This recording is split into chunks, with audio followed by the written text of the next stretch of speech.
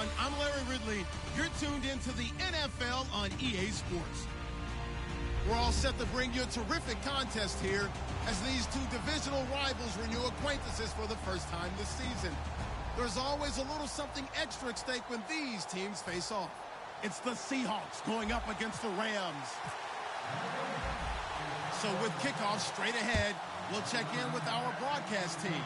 Here are Brandon Godden and Charles Davis. Well, Larry, there's a new stadium set to open in Inglewood in 2019, but for now, we're in the heart of the City of Angels, Los Angeles, California. Tonight, we've got a great Sunday night matchup between the Seattle Seahawks and the Los Angeles Rams.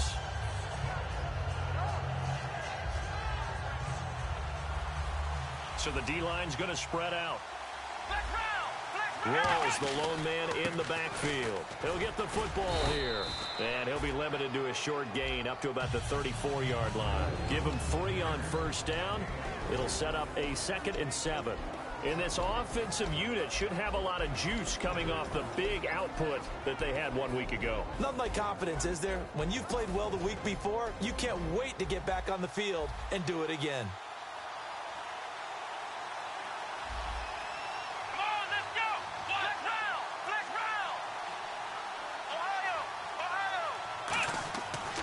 Look to throw here. And incomplete there. A nice hit. Jars the ball free and brings up 3rd down. The defense here for the Rams. I played college football at the same time as T.J. McDonald's father, Tim. And what a great player he was. T.J. definitely is following in his father's footsteps. A tough spot here on their opening drive. This is 3rd and 7.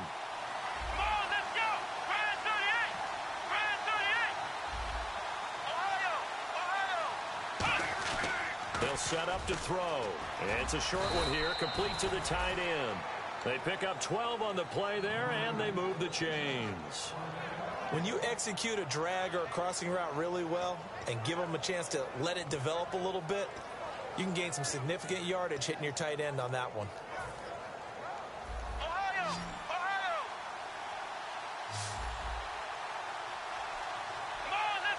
And the back goes into motion. They'll look to throw now on first down. It's a short one here, complete to his tight end. And he'll get it out a couple yards shy of midfield at the 48. Well, the strategy was evident there. Get it to your tight end and make it a one-on-one play with a cornerback. Who's usually going to win that one? The tight end, but not there. Not in this situation. How about the corner defeating that logic and making a really nice tackle? And he's got his big tight end over the middle, complete. A good pickup there, a 22. And on this first drive, looks like they want to get that vertical passing game going early. And they did, and what a warning shot they just fired. If you're not going to back up and play coverage deep, we're going to attack you all game long. And once you adjust to that and you start to back off, then that opens things up underneath. And no escaping this time as he'll go down. They got him for a sack. LaMarcus Joyner in there to sack him for a loss of 6. The defensive line disperses a little bit here, maybe expecting a pass. They'll look to throw. Finding time. He's going to air one out. Oh, nearly picked. And maybe lucky there. This guy doesn't drop many defensively. 3rd down. Well, he did almost everything right. Excellent coverage, breaks on the football, just unable to haul it in and take it the other way. So he dropped an interception. The key for him now, don't dwell on it. Just move on to the next play. The 7th play now of this opening drive. This is 3rd and long, though. Here we go. Brand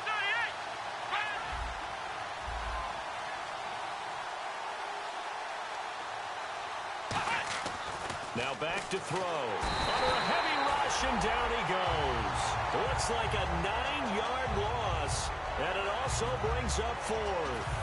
Man, he got in there so quickly, Charles. What could the offense have done to adjust and account for that? But what you're hoping is that you figure out and you see and get a clue that maybe there's going to be some pressure coming at you, and you change the blocking schemes. Maybe you go to max protection. The biggest one is maybe you bring your running back in to try and keep you clean. But in that case, that didn't happen. 0 accountability, and a sack resulted. Uses the stiff arm. Able to get away. That's why you keep the legs churning. And they're going to come up empty here on 4th down.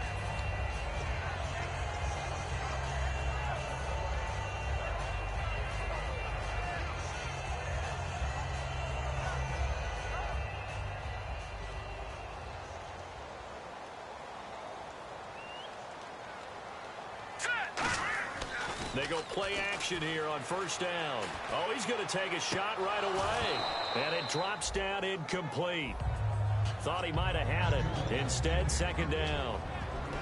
The offense on your screen now, and Todd Gurley on your screen. That is the back of the present and the future. And what an amazing return for him from a knee injury his last year in college at the University of Georgia. Now, it's like it never happened. There's nothing he can't do on the football field. And if you're a defense, that's a long day trying to prepare for Todd Gurley.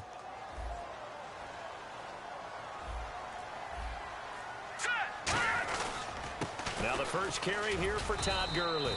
Call it about a gain of 3, and they'll be looking at a 3rd and 7 coming up. The Seahawks, here's their defensive lineup. A former first-round selection, Bradley Roby, is comfortable whether covering in the slot or outside the numbers. 7 yards remain now on 3rd down. Now let's go. 3-19. 3-19. They go play action with Gurley. Now Goff. He's got time. He's going to float this one deep right side. And he knocks the ball away, and it falls incomplete. They decided to air it out a little bit on that play, take a shot downfield, but the coverage was really nice. Able to get a hand in and tip it away.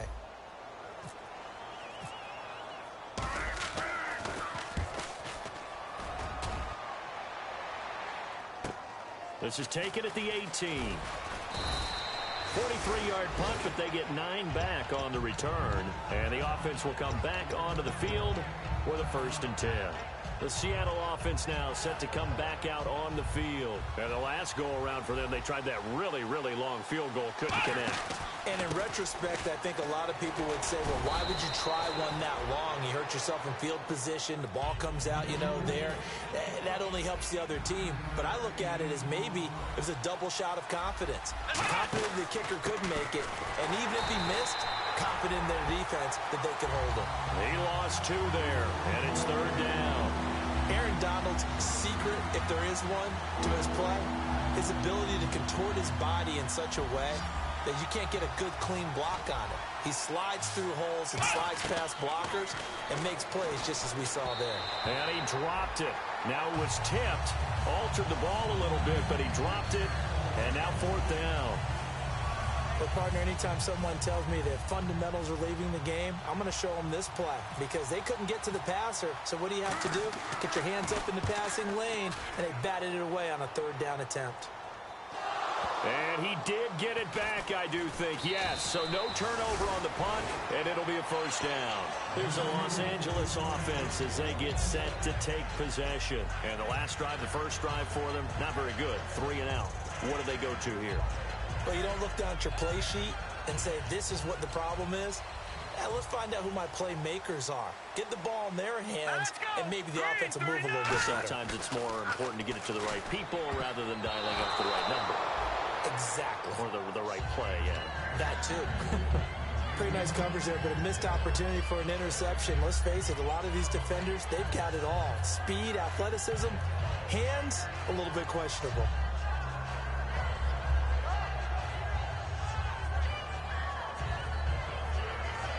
And on 2nd and 10 now. Hurry up, here we go. Blue, landing. Back to the air. Goff on 2nd down. Looking for his running back, and he's got him. So he loses 3 yards there. Now 3rd down. Offense working with a 3rd and 13 still left. Here we go now. Watch it now, Barney. 3rd and long. It's Goff. And incomplete. The contact made the ball roam free and brings up 4th down. Here's Johnny Hecker now, standing just about on his own goal line. On any passes in the middle of the field, anyone who's going after the football is going to be conscious that it's probably going to be contested and often physically. Sometimes that leads to drops. That's taken inside his own 40. So a change of possession here on the punt. And possession will switch hands, 1st and 10. The Seahawks offense now, they get ready to head back onto the field. And 3 and out on the last drive. No points on the scoreboard. A little soul-searching now? I would say so, and they need to help out their defense a little bit. They've had to be on the field a lot more than normal, put them in some tough spots. But what's the old adage? When you get another chance, it gives you a better chance to do it right. They'll try and start this drive in the air. Coleman has it here right side.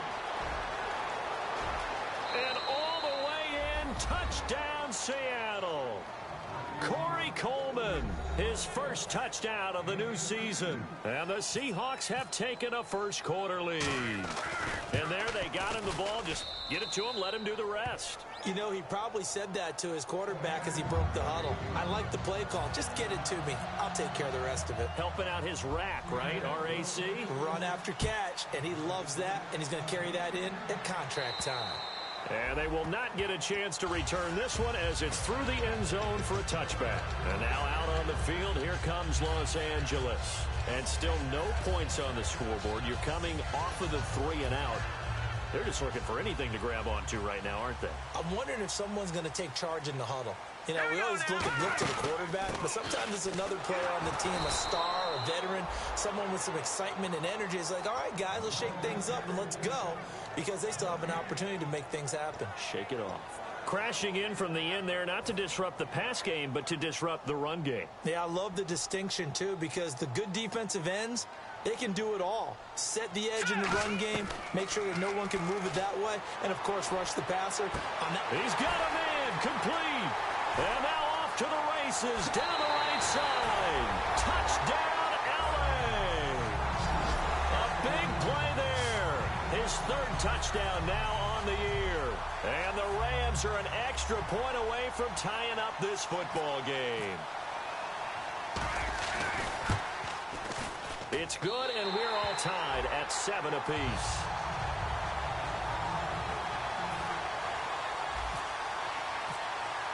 So we're right back where we started, all even as the kick's away. This is taken at his 4. They'll bring it back to just about the 25, call it the 24-yard line. Here come the Seahawks now, set to take over on offense. And following that long touchdown pass, a one-play drive last time, see if the defense, you know they're ready. They don't want that to happen again. And you would have thought they would have been ready the last time. That's what you work on all the time. Make sure that no one gets behind you. That's the cardinal sin of defense, not giving up the long pass. They did. Let's see how they adjust. No gain on the play. It'll be 2nd down. Big boys down there in the trenches, and a nice play to stop them cold. Nothing there. Yeah, when you talk about big boys, you're talking about those defensive tackles, those nose tackles. They're not just big, they're immense. And what a big-time play there. Now he'll look to throw here on 2nd and 10. This one complete to Coleman. It'll be a gain of 4. And all of a sudden here, it's 3rd down. Alongside my broadcast partner, Charles Davis, Brandon Gaudin hits the Seahawks with a football to begin quarter number 2. They're looking at a 3rd and 6 here to start things out.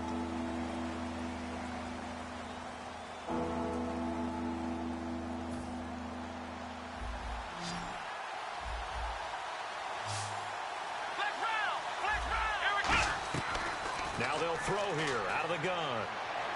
And it falls incomplete after almost being intercepted.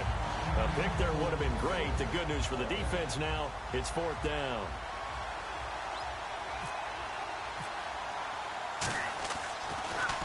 He gets this one away, and boy, it's another boomer.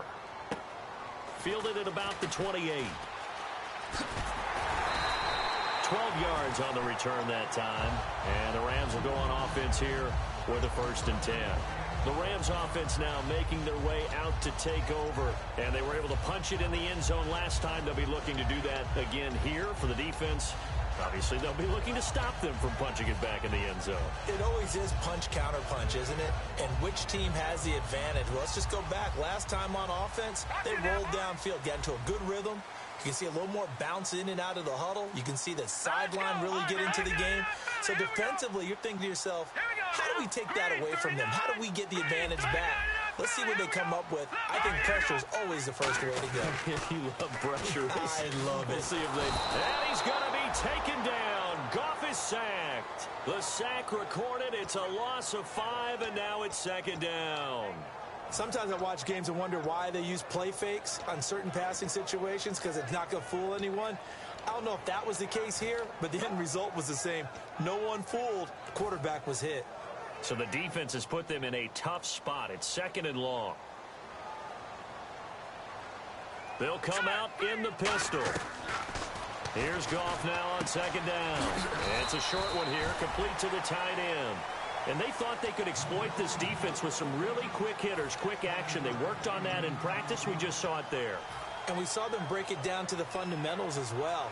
Each position group had their own little work on it. You know, they worked on a drill here with the receivers, a drill there with the quarterbacks. Then they brought it all together, and now it's paying off in the game. A hit as he throws there, incomplete. Third down is the down. Both sides know they absolutely have to win. And the name of the game for the defense is pressure on the quarterback. But pressure on the quarterback with contact, that's how you end up winning it.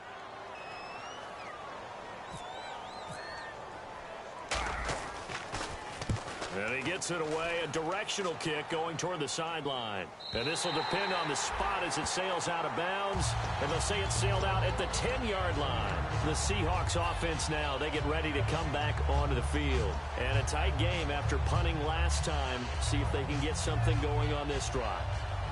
As they head to the field now, with the game this close, you've got to feel there's a sense of urgency for them going on offense right now. But they have to do it without letting panic creep in and affect their play.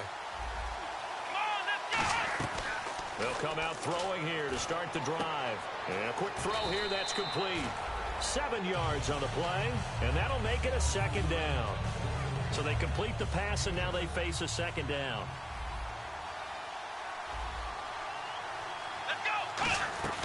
Now a shotgun snap as they'll look to throw. And it's a short one here, complete to his tight end.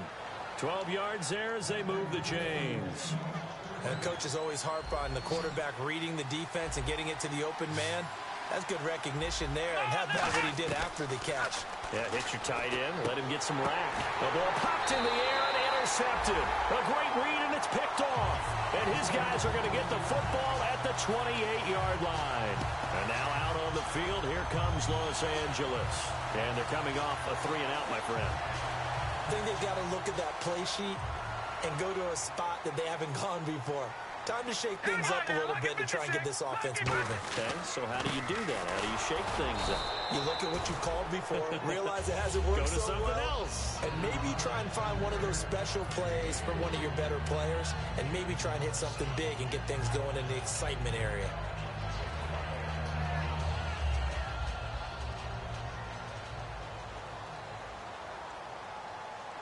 They come out here in the eye.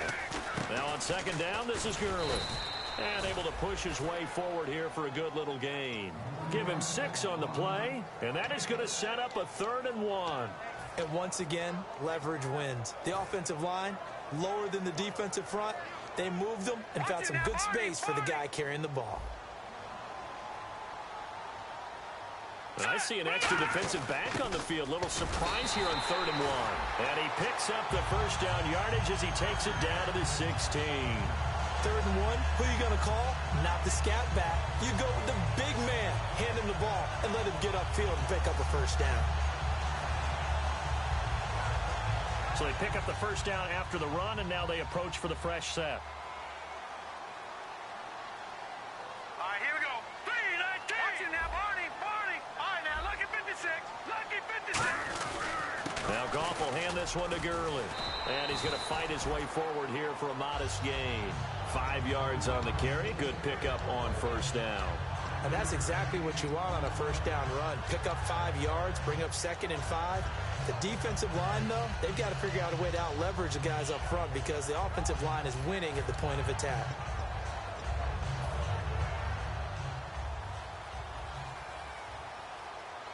Watch it now, Barney. Set. Leopard. No. Watch it now, Barney. They'll stick to the ground game with Gurley. And he'll be brought down here at the 3-yard line. It's an 8-yard pickup, and it leads to a 1st and goal. That's a good, nice, crisp run for a 1st down. I wonder if the defense might have been loosened up a little bit, maybe anticipating a pass instead of the run that they got. And the D-line pinching together must be expecting the run. Hurry up, here we go. Green 39. Green 39. Watch it now, Barney. Barney. Watch it now, Barney. They come out here in the eye. They'll try and push it in with Gurley. And he's going to get this back to the 3-yard line and no further. They'll say no gain on the play, and it'll be 2nd and goal. 2 minutes to play in a tightly contested first half. We're back to the City of Angels after this timeout. Hurry up, here we go. Blue 90. And they'll let the fullback try and take him home. Call it no gain that time, and now it's 3rd and goal.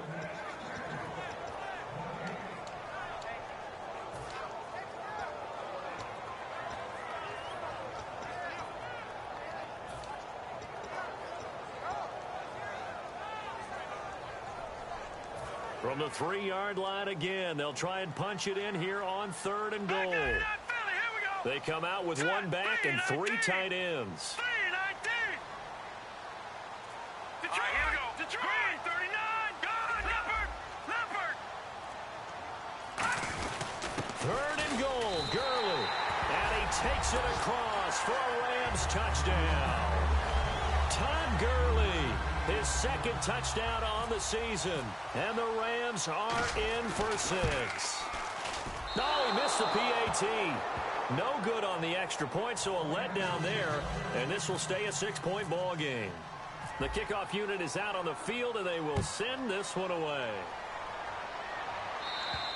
And this will be a touchback as that sails over the end line.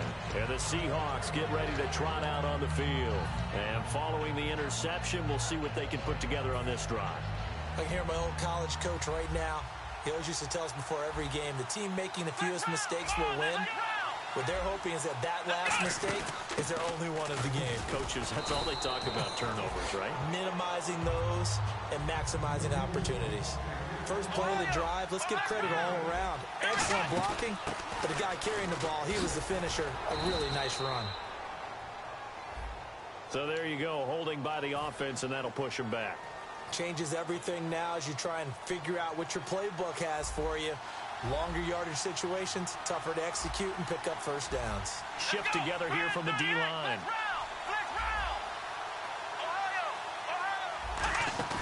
Here's a play fake as they set up to throw. Throwing right, and that's complete. And he's brought down after a good gain. He got 29 yards that time. So after that big gain, let's see what else the offense has up its sleeves.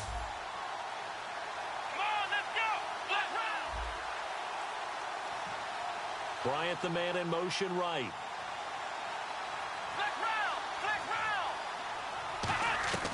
Back to throw now on 1st down. And he fires one that's intercepted. A great read, and it's picked off. And they're going to set up shop at the 32-yard line. And now out on the field, here comes Los Angeles. And that recipe on their last drive that resulted in a touchdown looked pretty good, so they'll be hoping to do that once more.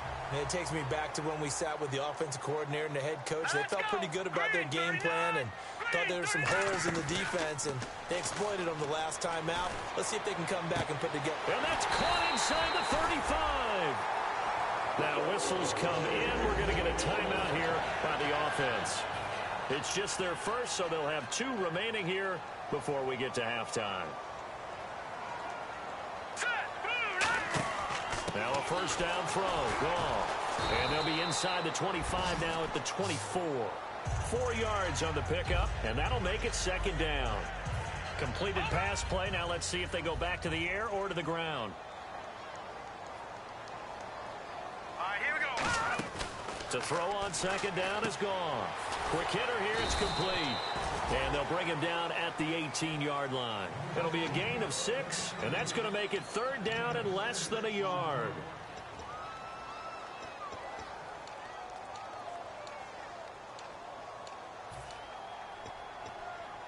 And now inside the red zone, the offense will operate. Here we go now. They'll try and pick up the first with Gurley. And he gets the first down yardage before he's brought down just outside the 10 at the 11. Now hold everything here. We're going to get a timeout by the offense. And with halftime on the horizon, they'll be out of timeouts from here forward. Now the defense definitely showing blitz here. Now a play fake here on first down. That'll be incomplete as the clock will stop with 14 seconds remaining. All defenders get tired of hearing about their lack of hands and why they're playing defense instead of offense. But in this situation, it was the hands that made the play. Batting the ball away on an attempted touchdown pass. Excellent job. Way to knock it down. Here's Goff. And this time he's got the hookup. It's complete. Give him 9 on the play, and that'll make it 3rd and 1. And now they're in the hurry up. Look at 56. On 3rd down, they'll run it with Gurley. And he is into the end zone. Touchdown, Los Angeles. Todd Gurley as time expires in the first half. And the Rams add on to their lead. He missed one earlier, remember, but this time he gets it to go. So we come upon halftime here in Southern California with the Rams on top as we will send you eastward to Orlando and Larry Ridley. He's standing by with our EA Sports halftime report. Take it away, Larry. This will be fielded at the 6. And a good return as he'll be stopped just shy of the 30-yard line. And the Rams now coming out on the field. They built a good first-half lead. Now they have a chance to add on to it. And what I'm thinking is that the offensive staff spent the entire halftime just working with them on, here's what we think they're going to do to attack us in the second half. Nice first half that we've had, guys, but be prepared for some change-ups. We're going to see them when we kick it off in the second half. See how they handle any adjustments that might be made defensively. And when all else fails as a defender, when you're not there in the coverage, your best friend is exactly what we saw there. A big play shot taken by the offense. Unfortunately, it ended in a big drop. Goff turns and gives to Gurley. A nice job to get 8 there after the incompletion, and now they'll look at a 3rd and 2 coming up. And after that type of a run, there's some talking going on down on the field, but it's not trash talking. The guy who just carried the ball, he's going back and telling his offensive line, great job, keep it up, and we'll break that one soon. Looks like a nickel set here defensively on 3rd and 2. Yeah, maybe expecting a throw. Goff. And he takes a shot on the release as this will be incomplete. Putting pressure on the guy throwing the football is always good, but when you can couple that with contact on him that leads to an incompletion as we just saw there, that's winning football.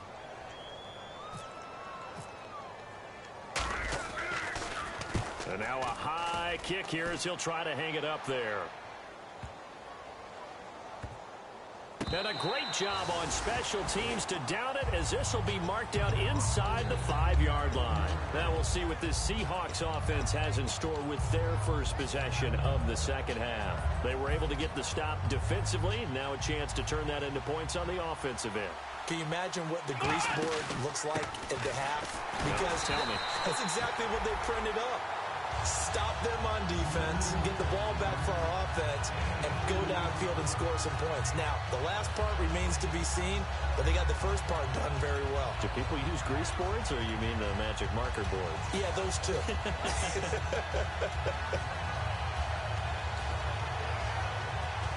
Second down, 8.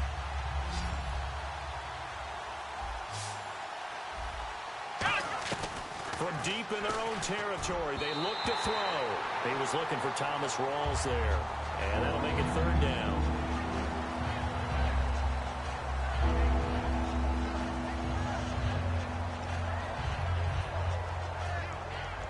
Eight yards still remaining here on 3rd down. Defense really showing respect to the deep ball here, playing off the receivers.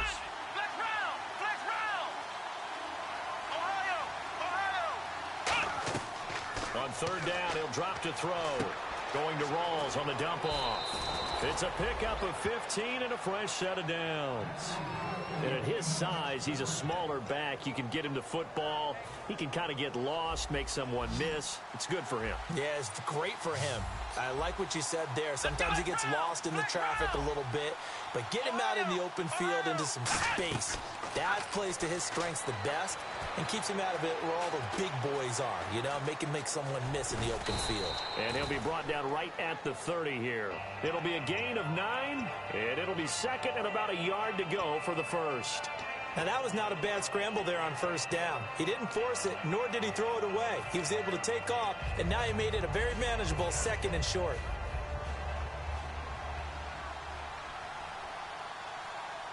Let's go. From the shotgun, he'll look to throw. And it's a short one here, complete to the tight end. Call it a gain of 7, and it gives him a new set of downs. And they're going to hurry back to the line now. Obviously, this has not been a banner game throwing the football. So what you got to do, you got to kind of down focus, don't you think? Find the tight end, take some easier completions. The interception last drive there. He hits the reliable target. One thing I know from experience is that when the deep ball is thrown and you're the defender, you've got to fight that little bit of panic that emerges. You've got to play the ball really well. It's a 50-50 jump ball play. And guess what? They took a shot.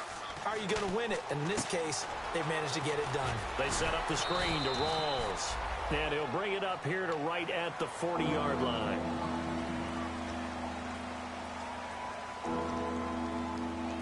Seventh play of the drive upcoming here on 3rd and 6. Again, he'll drop to throw. And he's got it. Got his man on the end route. Complete. A good pick up there of 20 yards. And he's the epitome of what we call the move tight end. A guy that you can line up anywhere. In the slot, out wide, in tight. Doesn't really matter because he has such great skills. You want to utilize him. And no escaping this time as he'll go down. They got him for a sack. Aaron Donald forcing his way through there to drop him for a loss of a good 10 yards.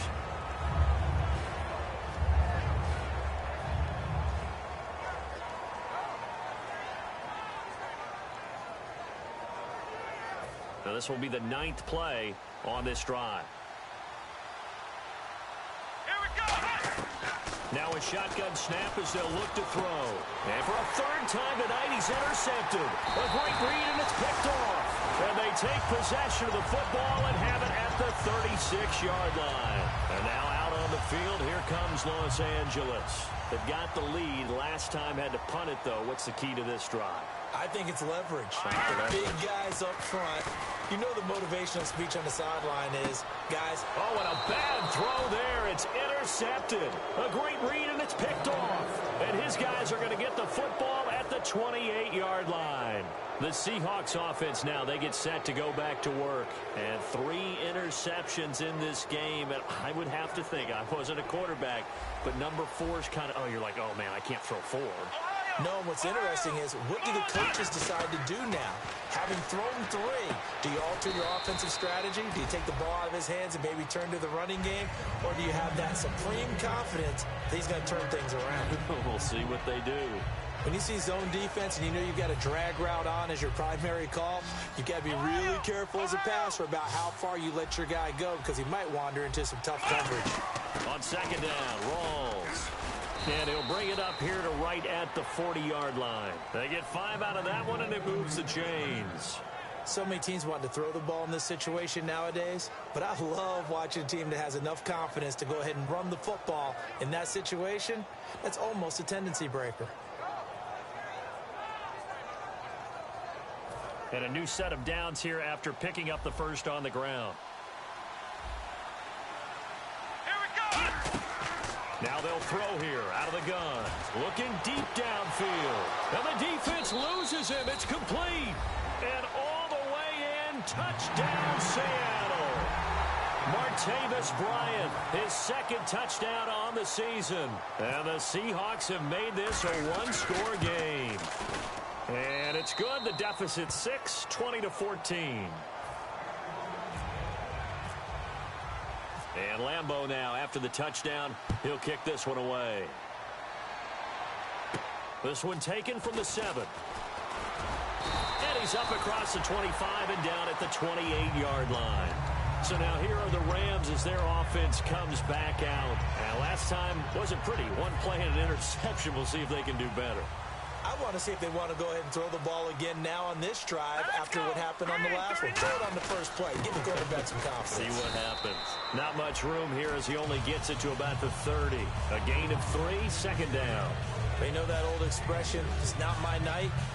It hasn't been his so far. I don't know if the legs are a little bit heavy. Sometimes having to hang out all day and play doesn't exactly play to your advantage, but it's been a tough go for him. Every time he looks up, somebody's there defensively. That was the same case on that play. They'll wind up losing 3, and now it's third down.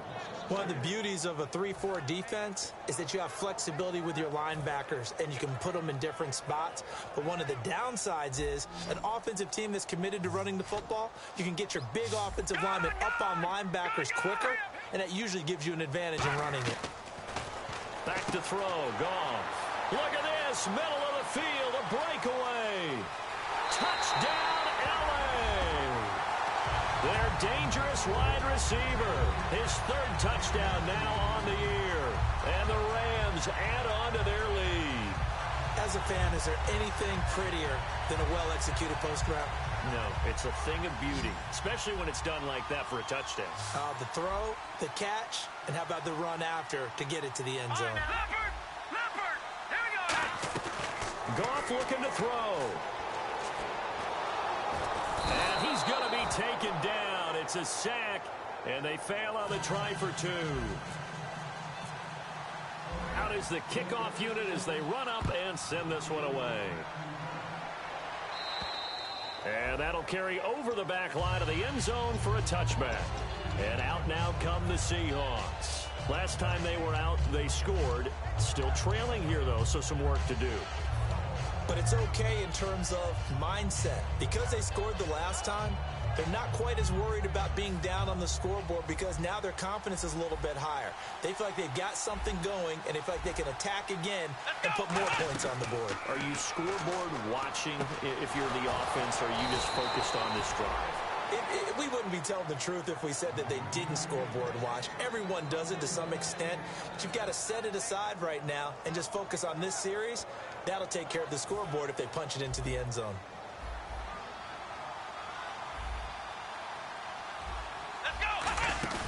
Now a play fake here on first down. He's going to let this one go deep.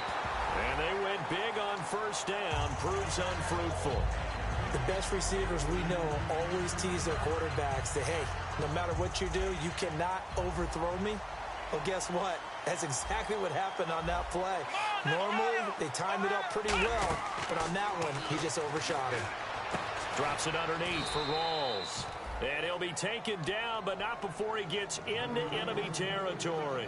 He's having a nice game through the air. His decision-making's been really good. Solid there again. Just seeing nothing downfield, goes underneath. Nice game. How about the patience? Because when you're having a big game through the air, you're looking for those chunk plays, those big ones downfield. Instead, as you noted, takes the check down, dumps it off, gains good yardage anyway. Really well executed.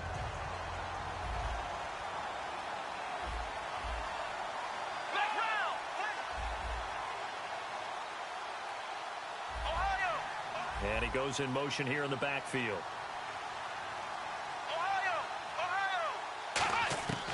And 2nd and 10, he'll look to throw again. Nowhere to go here. He lost the football.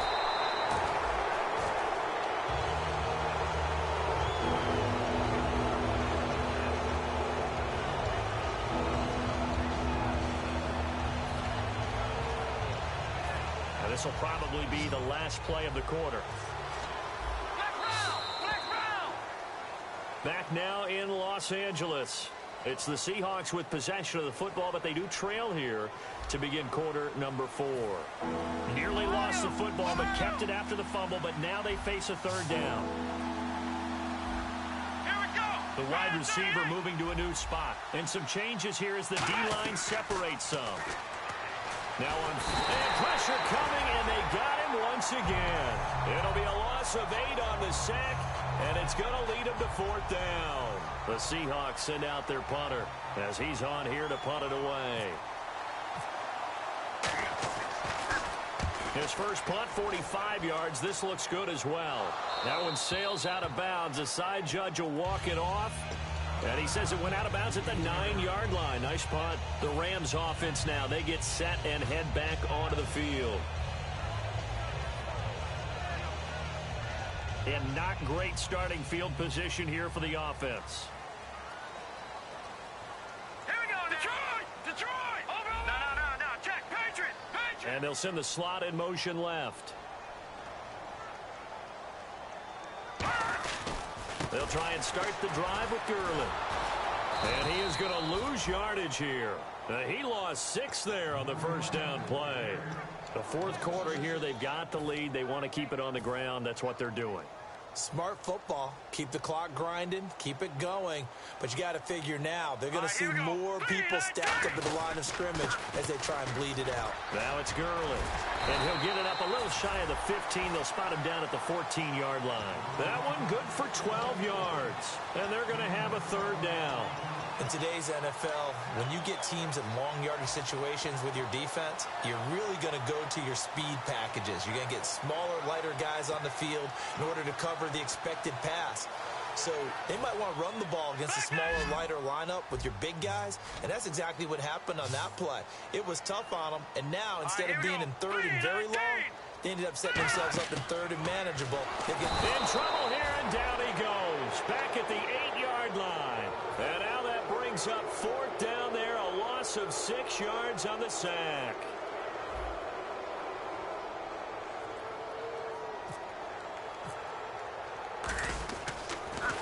And he deserves a bronze leg as he gets this one away. And he'll take it on this side of midfield. It's a 42-yard punt. They keep him to just a yard on the return. And out will come the offense as they take over. And Seattle now ready to march out of the field. And with this deficit, you can't have too many more drives like the last drive where you had to punt it away. You know what I would tell my offense right here? The punter doesn't exist, guys. He doesn't even exist. He's not a team anymore. I just cut it. All right? So you've got to go out and create some offense for us here and give us some points. And he's going to be wrapped up and driven down.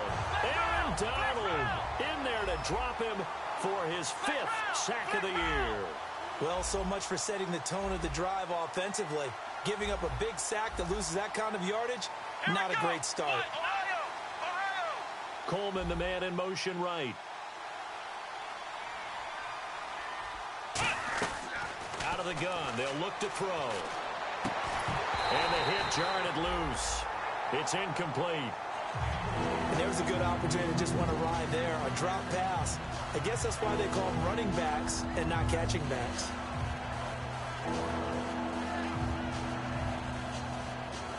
And the offense looking to pick up the first down after the 2nd down incompletion. Let's go! Out of the gun now on 3rd down. And down he goes under pressure from the Rams defense.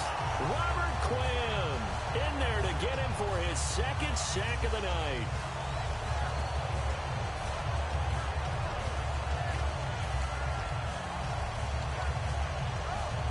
And they're indeed going to go for it here on 4th down. So trailing here in the last quarter. Let's see how this plays out.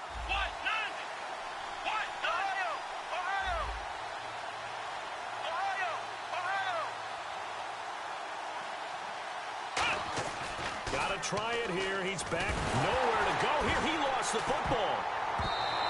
No luck for the Rams as they fail here on 4th down. And boy, possession here turns over with the football already being in the red zone. And the Rams getting set to go now. And on the last go-around, they really couldn't get anything going. They had to punt from deep inside their own territory, which means you're going to lose the field position battle as a general rule. What they're looking for now is a little more consistency, move the ball at least a few times on offense, get a couple of first downs, and hopefully flip the field. Yeah, just something to build off of. That's what they're looking for here. Gun! Back 99 Philly, here we go! Yet another carry here tonight for Gurley.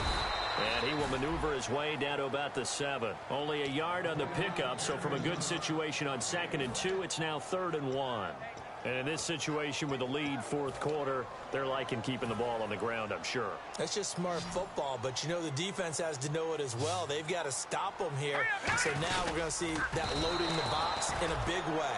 6, 7, 8, 9, whatever it's going to take, puts a little bit more pressure on your big offensive line. Well, they gave it a shot, quarterback sneak. Not able to get it. No, but if you're going to call a QB sneak on 3rd down, you draw it up to get it. Yeah, no doubt about it. Maybe they were thinking 4-down territory. So now Travis Coons on for the field goal try. This is an easy one, 23-yarder. And Coons connects on this one. It's good. And that will make this now a 15-point advantage. So they settle for just the 3 there, but clearly anything helps when you're trying to salt one away here in the 4th. Without a doubt, I think a touchdown would have been the final nail. But 3 does give him some breathing room and lets him build up a little cushion. And it's a pretty good return here as he'll get it up to the 29-yard line. The Seattle offense now set to come back out on the field. And on that last drive, went for it on 4th, turned it over. A good job by their defense, though. They held them to 3, but this offense, they've got to be a little bit better, a little bit more careful here. And sometimes when you see these calls on 4th down, when they decide to go for it, it's not necessarily the coach saying, I believe in my offense. Sometimes the coach saying, I believe in my defense. I can afford to go for it here, because if we don't get it, I don't think we'll give up more than 3. And that's exactly what happened there. You think that factored in? I do. I think that he had that in his mind going into the game, that I'm going to be aggressive on offense because I know I've got a defense that can hold up their end.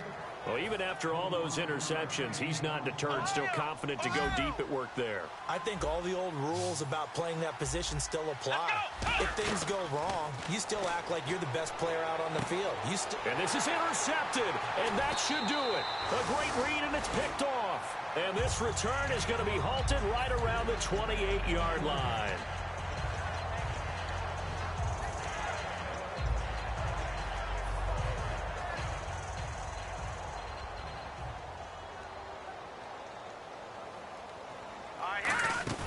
After the interception, here's Goff.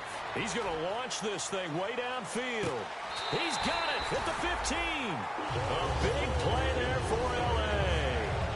57 yards. Well, we know he's got the speed there. He needed the speed and the hands. A great catch. And because of that speed, you have to respect it as a defender. So you have to either play off or make sure you're somehow in contact with him. And he's able to do exactly what you said. Use the speed to his advantage and go up and get the football. That's a big-time play right there.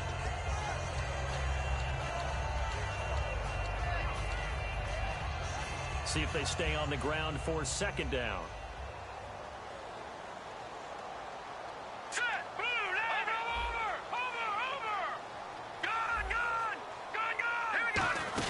Here comes a 20th carry for Gurley. No gain on the play, and it's going to bring up a 3rd down. Well, he didn't make headway on that one, but he's had plenty of carries all night long. I just wonder if maybe he's a little bit tired from toting the rock that much. 7 yards remaining here on 3rd down. 1 receiver left, 3 to the right. Throwing on 3rd, Goff. And he finds a man on the crossing route. So he got free of 1 tackle, but couldn't do a whole lot else. It's a 4-yard pickup, and that's going to bring up a 4th down. They didn't get the 1st down, but I have to say I do like the call. I like what they were trying to do. Try and hit your receiver on the run and see if he can pick it up. Keep it on his feet, get a little rack yardage. Yeah, but a nice job defensively to get to him and keep him short of the 1st. So the drive takes him inside the 10, but it ends with just 3. And a nice job defensively to rise up and make sure they didn't get in. This is taken at his 4.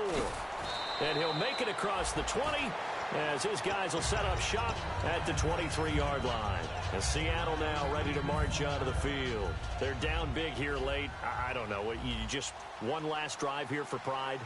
Some people like to do that. I remember playing for a guy once. We were down huge, and someone said, Coach, what do you want to... And now here is another interception. A great read, and it's picked off. And they have possession, and they have it at the 38-yard line. Now the Rams offense, they work their way back on the field. They have the dream scenario you hope for coming into the game. Just one kneel here, and this game should be over. And it's always the final play of preparation each week. the practicing of the kneel-down formation, the victory formation. We've got a game in hand. And is this intercepted? It is. It's intercepted. A great read, and it's picked off. And a big turnover there as his guys will get the football back. And Seattle now ready to march onto the field.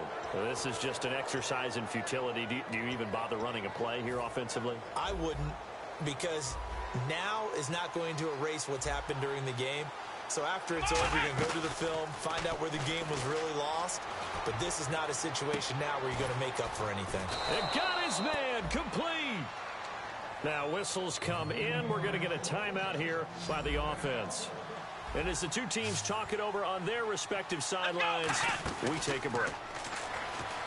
They go play action here on first down. And that will be incomplete as time has run out on this football game. And, Charles, you know what coaches always tell us. We want to win our home games. That much we know. We want to protect our home turf. They got that done in this one. Exactly right. When you start a season, everyone's goal: win all of your home games, split your road games, and you're likely going to be in the playoffs. But when you win at home, boy, what a great feeling that is. You don't even mind if people are at your house when you get home after a win like that.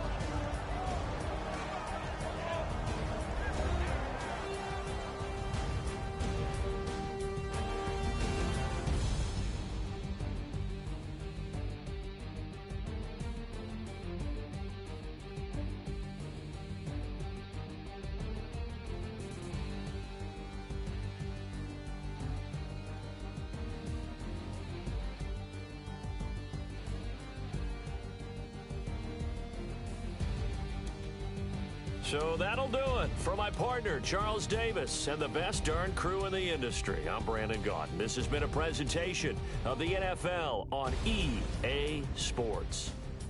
The Rams are victorious here as we say so long from Exposition Park in L.A.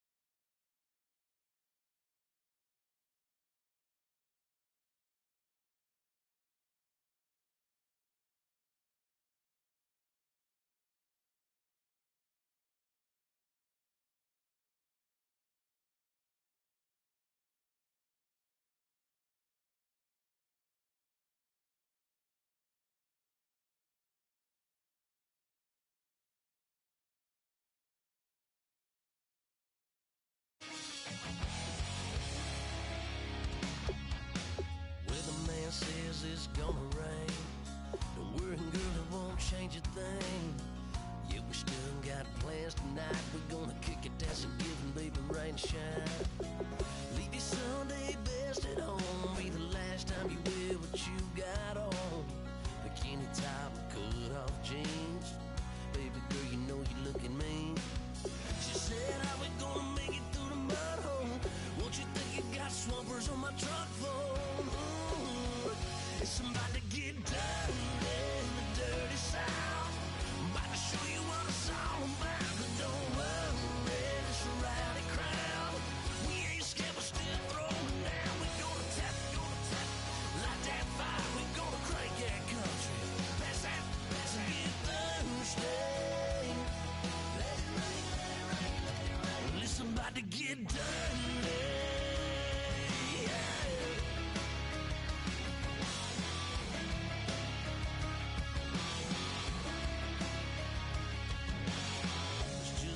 About a good old flood, watching that red clay turn to mud. Sling it up, slap past the doors like a new paint job on a 4x4. Girl, you're gonna have a good old time. Can't let a little bit of rain change your mind. Let your hair down, kick off in boots. Once in your life, let yourself cut loose. Gonna get money from head to toe, clean it off, dipping in the swimming hole. Listen, about to get dirty in the dirty South.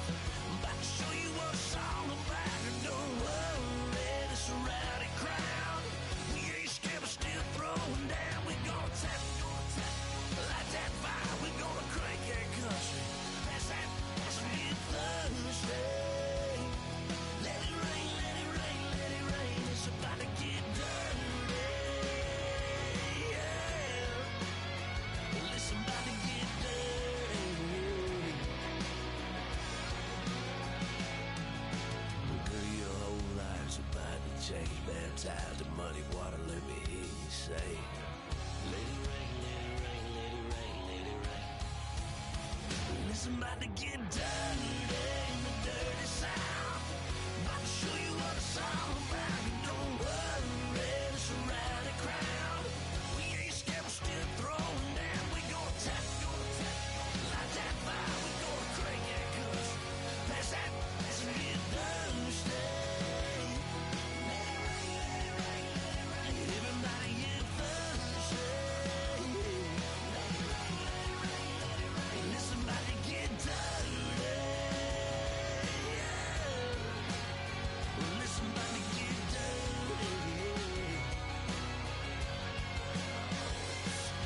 Come on.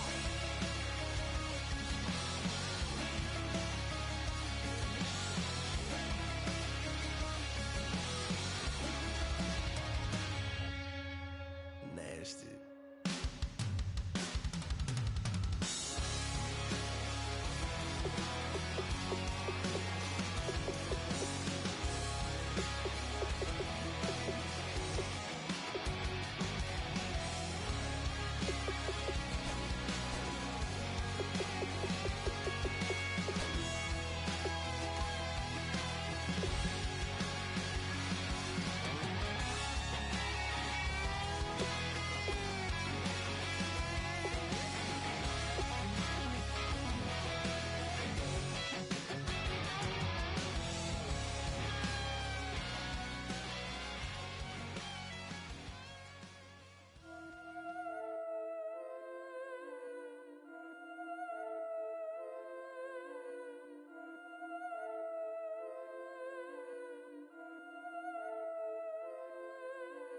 Yeah, I've been killing it. Yeah, I've been hard in the paint, not a single assist. Yeah, I've been flicking that wrist. Yeah, I've been now they with this. Yeah, I've been killing it. Yeah, I've been hard in the paint, not a single assist. Yeah, I've been flicking that wrist. Yeah, I've been now they with this. Yeah, I've been killing that, killing that. Yeah, I've been flicking that wrist. Yeah, I've been killing that, flicking that wrist. Yeah, I've been killing that. Yeah, I've been hard in the paint, not a single assist. Yeah, I've been flicking that wrist, flicking that wrist. Let me tell you about the young man. Matter of fact, I'ma let Push tell that. Take it by the old man. Had to change her heart and then fell back. Old man lived a long life. Walked around with a long way like Jesus, that Colombiana. That's mere models like. Yeah. Look at the flick of that wrist. I'm feeling like Leonardo. Let me paint the picture. I might need a bottle. On the road to success, I can feel the throttle. That Michelangelo, hundreds in the air,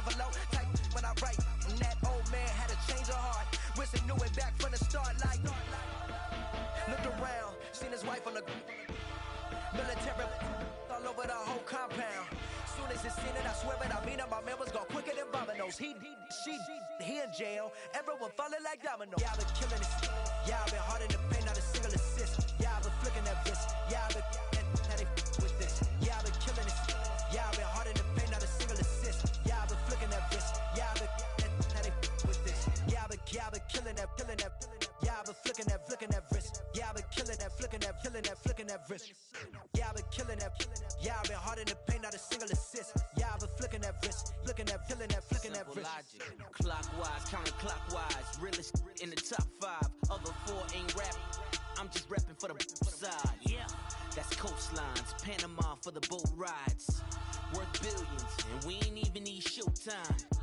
Just money counters and kitchenware. Condo with a in there. We got rich in there.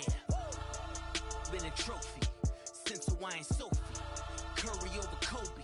We shooting. Splash Brothers with the add in soda. Good fellas to my Aureliotis. Shades of blue, I admit you. Let the sky fall, let it rain on you. Yeah, I've been killing this. Yeah, I've been hard in the paint, not a single assist. Yeah, I've been flicking that wrist. Yeah, I've been now they with this. Yeah, I've been killing this. Yeah, I've been hard in the paint, not a single assist. Yeah, I've been flicking that wrist. Yeah, I've been now they with this. Yeah, I've been killing that. Yeah, I've been flicking that wrist. Yeah, I've been killing that, flicking that wrist. Yeah, I've been killing that. Yeah, I've been hard in the paint, not a single assist. Yeah, I've been flicking that wrist, flicking that wrist.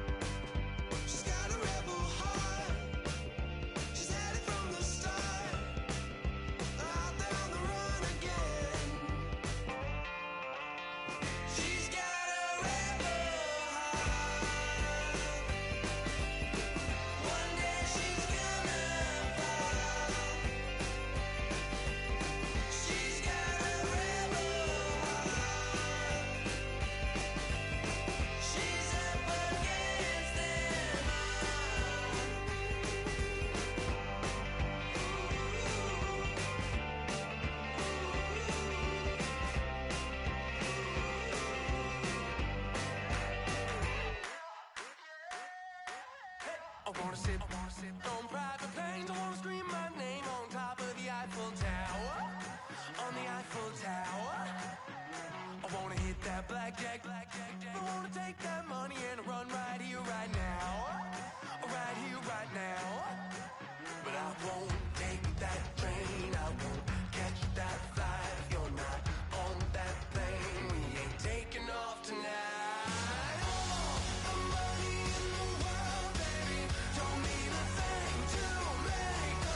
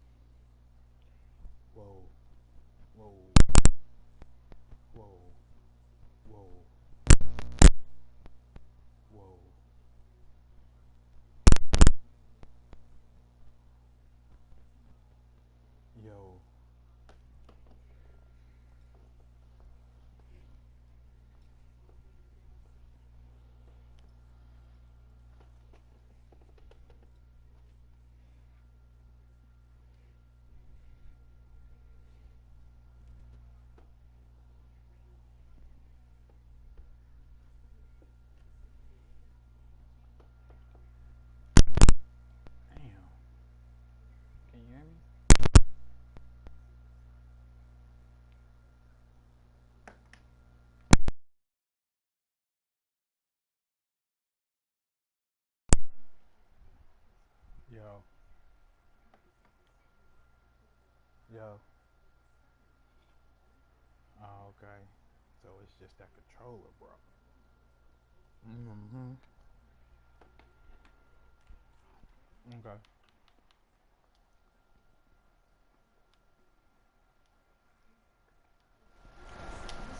Can you hear me now? Yeah, I had to cut down.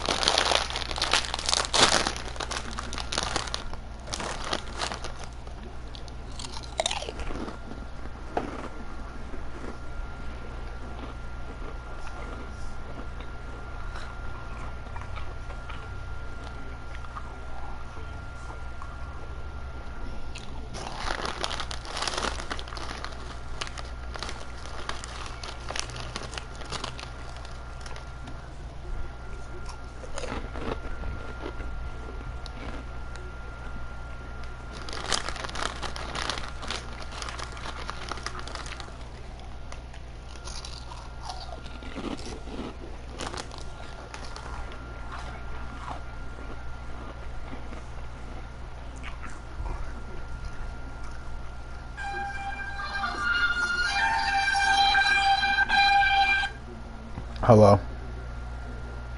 Hey, how you doing, Mel? Okay, I'll be there. I have been texting the wrong number. I've been had texted you and had to look. I had 733, but I will be there. Okay. Bye bye. Bye bye.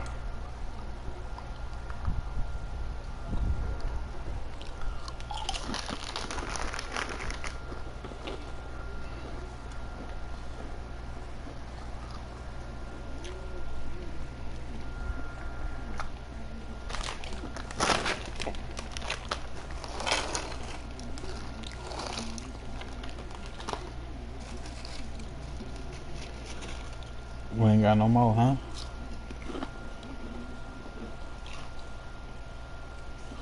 Let's do it. Stream that shit, Trey.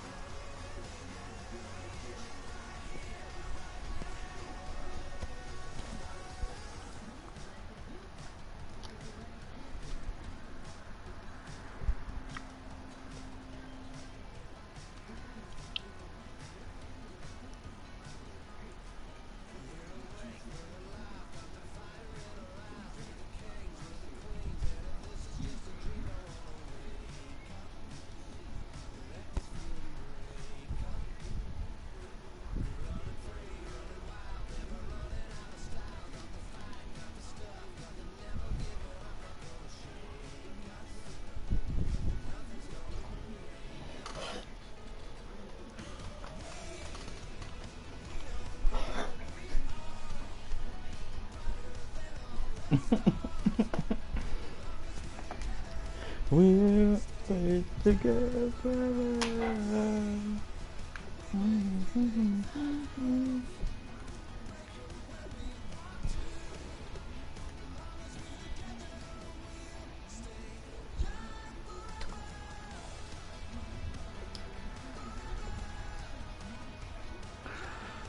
Hello.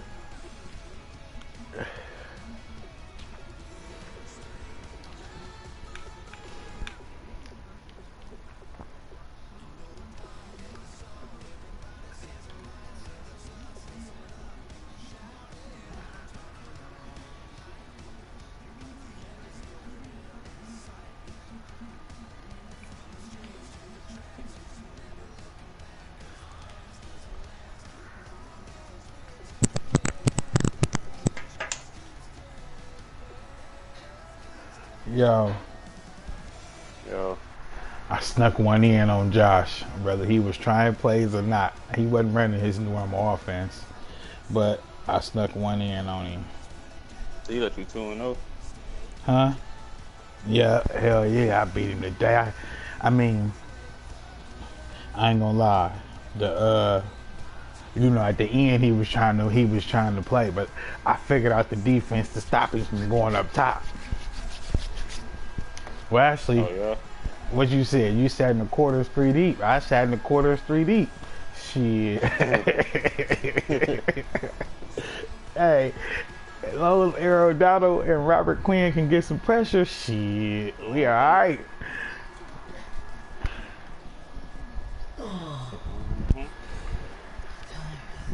It's like 1 o'clock. So at the end of the day, when they boil down, when he really was trying to get to it, I ain't gonna lie, that cornerback though, he gonna be good. That nigga motherfucker. Julio shit. Huh? That line over there locking up Julio. I see. The animation and shit. The animation and shit be good. I hit him with a couple animations too. He was leaving his safety against Fat Smith. Fat Smith won a couple of them battles. And then my 6'4" safety got him on a good one, pick off.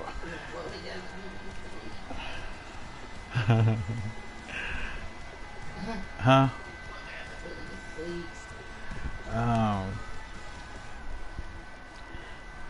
This new linebacker I got though, this 88 speed is the shit.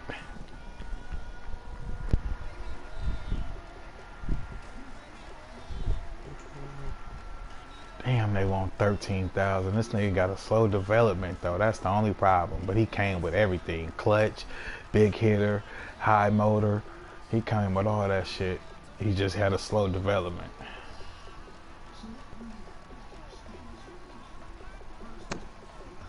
Yeah, that shit there weak. I hate stuff, man.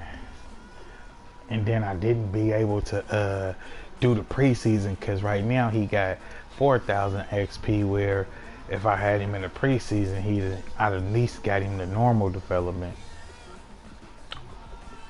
Yeah, that's what I need. Let's go.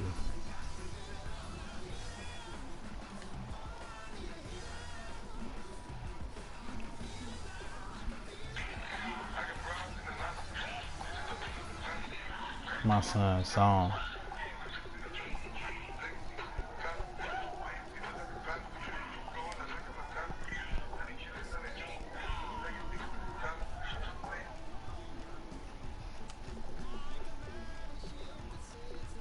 I'm high as fuck. Man, I just had to go get some. Let's go. I love this.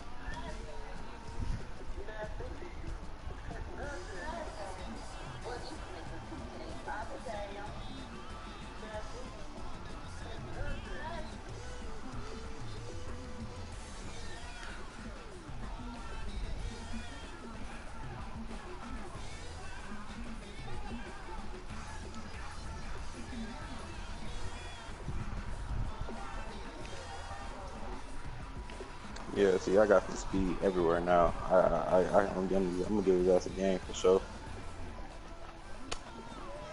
So you got some speed everywhere. I mean, that's the key. When you can get some speed to keep up with them niggas.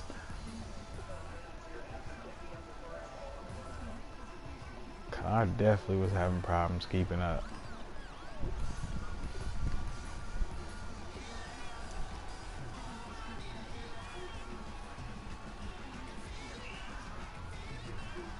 Hopefully I can build up this receiver. 6'6", boy.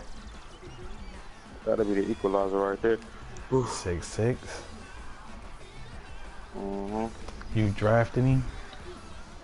I think I stole him off somebody's practice squad. I did draft one. Fuck! I did draft one, but this nigga was faster already, so rock with him.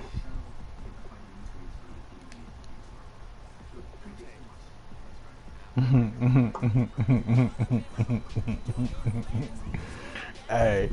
Fuck. Hey. Good thing Corey like you as a friend. What happened? This 6'6" receiver you got. You don't call me bullshit. Everybody missed a 6'6" receiver with the 92 speed, 87 catch, 88 acceleration, 95 Look jump. at that, right off somebody's practice squad, yeah. Exactly. My point exactly. My point exactly. Look, move that nigga to a speed receiver and watch what happens. Watch how fast this shit go down. But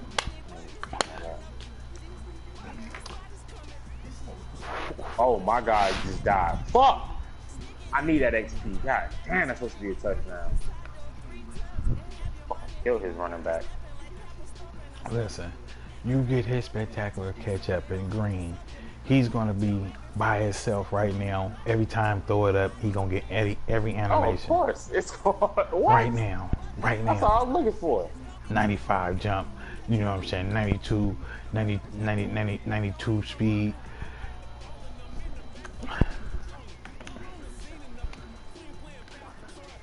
Oh, come back, D. Give me that. 5-0. 5-0. Shit.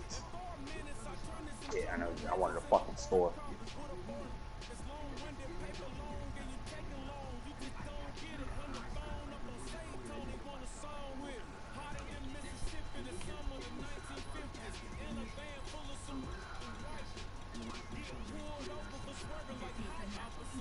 It's all right.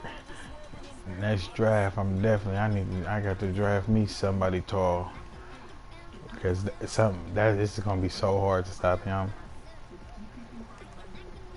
It's not gonna happen. I think I'm gonna make him a DB for the playoffs, though. I ain't even gonna lie. Mm-hmm.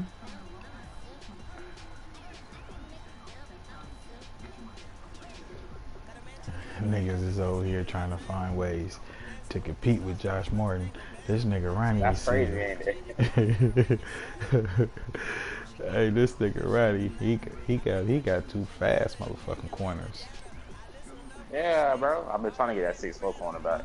Like, give him here, bro. You're not gonna beat Josh. Shit. He gonna keep sending Josh motherfucking jerseys and whatever. Mm-hmm. But see, Josh showed me something. He showed me something. That cover two. Well, you told me. But then I watched him play it too. That cover two. As long as you got good safety, shit. As long as he over top, shit. You gotta take. As long as you can use her in square, shit. You gonna win some, you gonna lose some. But that's the only way you damn near can play it. And then I started moving that motherfucking cornerback in that cover two, that purple, on his ass, so he couldn't just hike it and throw that out. Yeah. Start taking that shit away, making him have to go underneath. But about that time, he had to go up top. 2 plays down, that nigga Earl jump one. Yeah. Let's go.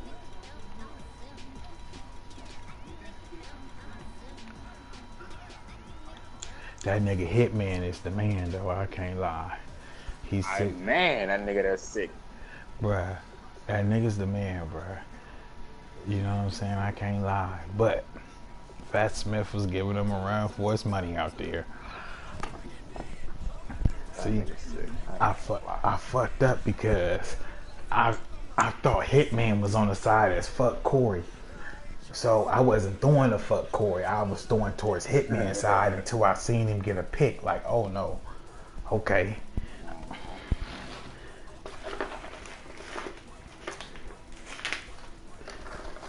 But then I caught Josh slipping. Got his ass. But you know, Madden, like, if you get a turnover, Madden give you love. Oh, yeah. Off a turnover. I caught a turnover. I knew. And then it's a lot with the other user because they like, oh, I got to get this shit back. Mm-hmm. They fuck around and hit triangle and it'd be over. And it'd be over. Mm-hmm. Oh, like I just did that dumb shit right there. Oh, I tore his shoulder, good. I'm glad I want my man. Yeah, fuck that triangle. I'm hitting square. And that's so, it just seems so different because the nigga just used to diving. Mm-hmm. Throw it to him. Ooh, throw it, let him throw that shit. This nigga Tyrod Taylor got 4 interceptions, 0 for 6. That's his backup quarterback.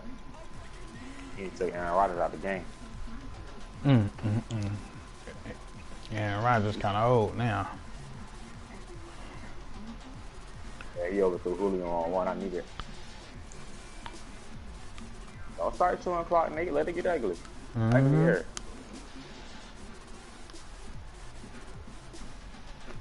Fuck. Get that V. Oh, somebody come down with that shit.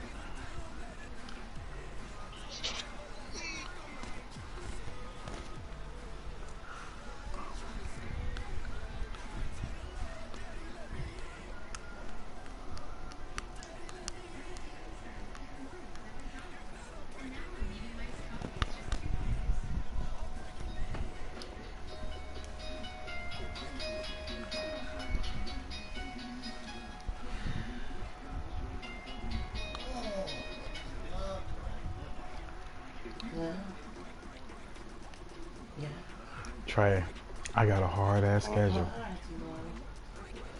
I got a hard ass schedule. I play Corey. I play Josh Morton twice by default. I got Giovanni. My first. I had Josh Morton, Giovanni, and then Josh Morton. Then I got you. Damn, my first 4 games. I'm supposed to be. I only see her on Facebook. Then I got Eric. Then I got DJ. I got that nigga Footer. Okay. He talking that shit, nigga. Put your players up, nigga. Yeah, we gonna see what he gonna do. I don't want to hear that. See who the motherfucking Browns got that I want. Yeah, and then try to search her too and see if see if she can be searched under Jericho and see if her last name pops up. Hey, pause this game one more time. I want to pop it out. Send her your number though, but sometimes you can search her name on Facebook and it'll pop up. It'll pop up my Jericho. So Browns, shit, he ain't got nobody I want. Yeah.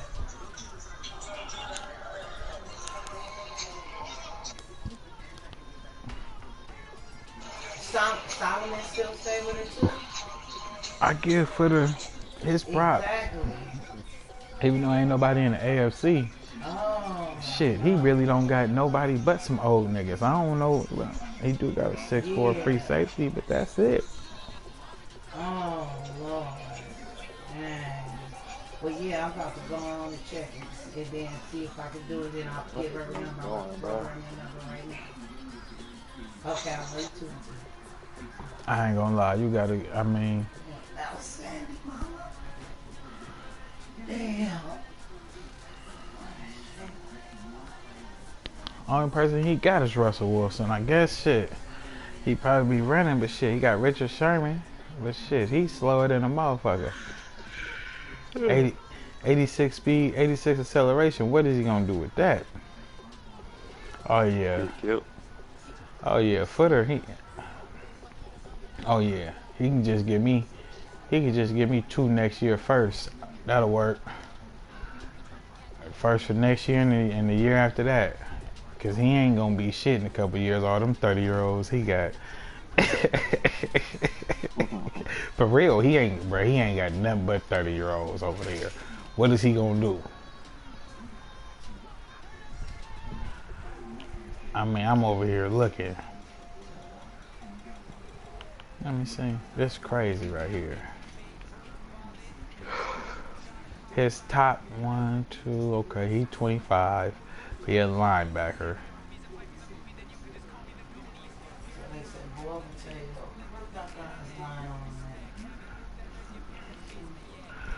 Did you play him, Trey? You played the Browns? No.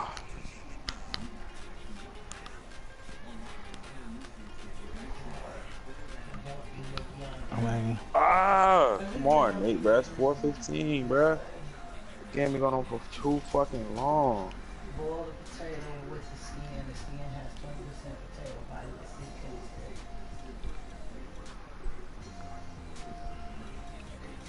Why not we use that for soup or a stew? So if you're gonna make a chicken soup or a vegetable soup the same day, yo. start with that water.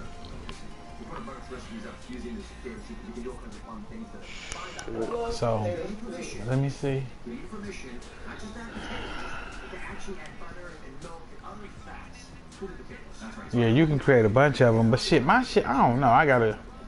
They heard the magic word. And so, fat, as we heard before, the right fats, especially our olive oil here, has phytochemicals in it. Why are you ignoring me? Can be the vehicle that helps. Why? Why you keep saying that, Cheesy?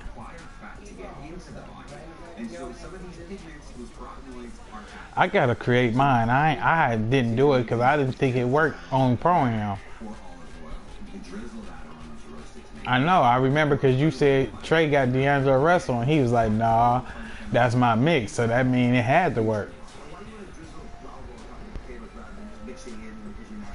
Hey, I ain't gonna lie, Trey. I got action at the Super Bowl this year, though. I can't lie.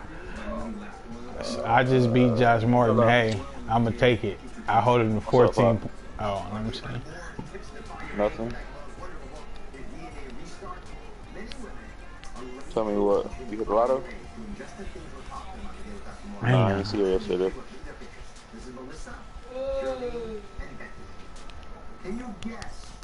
Nah, she didn't tell me. Wow.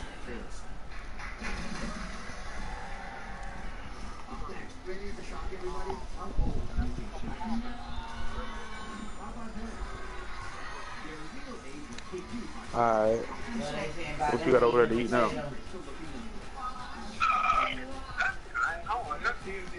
Oh.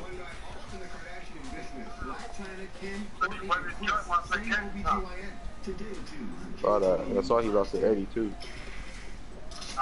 Yeah. Mm-hmm. Ignoring you about what? I just saw it.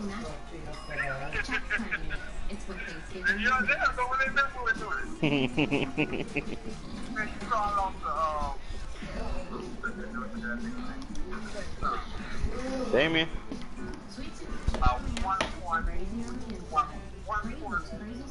Yeah, right. You ain't had nobody Monday night?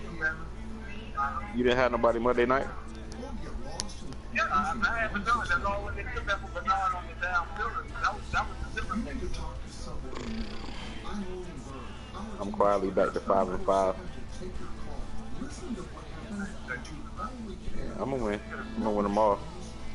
I got Greg this week. Alright, man, you guys got me, bro? No, I ain't ate yet. I want to play basketball this morning. You got no money? I had a little bit. I can get you down, man. All your Justin Roman stuff. Justin now. Alright.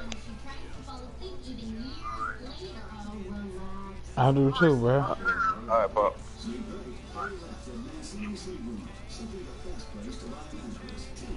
What is Nate doing?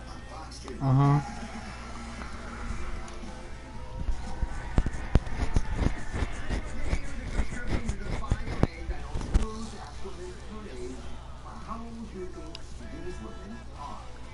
I'm so fucking hungry, boy.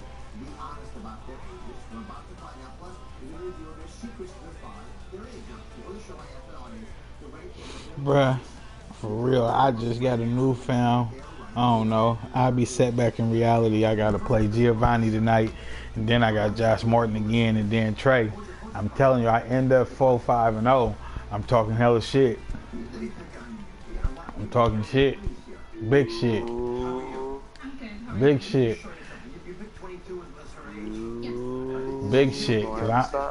Yeah, I'm gonna have to stop it. But I'm talking big shit. You know what I'm saying? Because shit, if I beat Giovanni, then Josh, then you, shit. Look out. Look out. They're gonna be examining my team again. They gonna want to see. Let's go. I feel good about my team. Just that Josh Martin don't run the ball. Well, he was trying to, but that shit was on shut.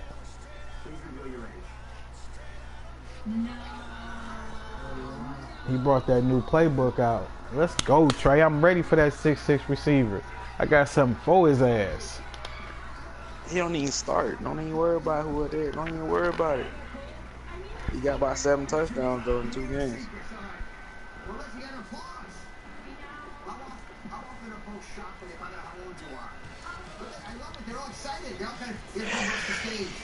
I ain't gonna lie. I remember when I used to teach in high school, it was a I gotta get me a Ricky lineman that I need this nigga. This nigga, and you know, I gotta get some magic down to one of my linemen. At the doctor's office, the nurse thought she pulled the wrong file and wanted to change it, I gotta be able to put, I need to know. Man, Cheesy, man, let's run right now. I might want to. This nigga still. No, I'm waiting on you. I was just talking shit because he over there talking about, oh my God. Bananas, anything that I have in the fridge, frozen. My 2-year-old son loves them. You know, your TV host loves them as well. This is what, you know what, I'm going to bring one. You want one of these? This is yours. For being so honest in your selection. I'll come over there in a second, fill that up. So, how do you think this affects your aging? Well, I'm really conscious about what I put on my body and in my body. So there's a history of heart disease in my family, and that's why I go right to the coconut oil, because it lowers cholesterol and it reduces cravings for unhealthy food. You know, it has an exotic flavor, but a lightness at the same time. I even swipe it on my lips, too. You do? Yes, especially now. You come to do what you're doing. Just gotta go to save at the end. Some shit like that. I want to go create another one and make sure it's saved. The other one's saved. I thought of the first time too. Age is by doing a charcoal mask weekly. Yes, I said charcoal.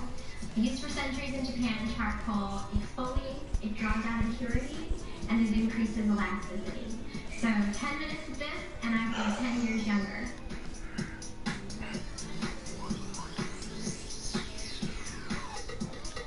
And that's it.